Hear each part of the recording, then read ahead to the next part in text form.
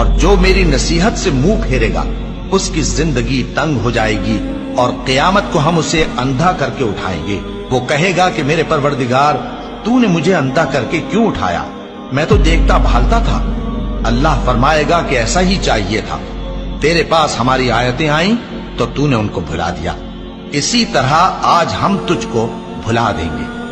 اور جو شخص حد سے نکل جائے اور اپنے پروردگار کی آیتوں پر ایمان نہ لائے، ہم اس کو ایسا ہی بدلہ دیتے ہیں، اور آخرت کا عذاب بہت سخت اور ہمیشہ باقی رہنے والا ہے۔ تو کیا یہ بات ان لوگوں کے لیے موجب ہدایت نہ ہوئی کہ ہم ان سے پہلے بہت سے فرقوں کو ہلاک کر چکے ہیں جن کے رہنے کے مقامات میں یہ چلتے پھرتے ہیں؟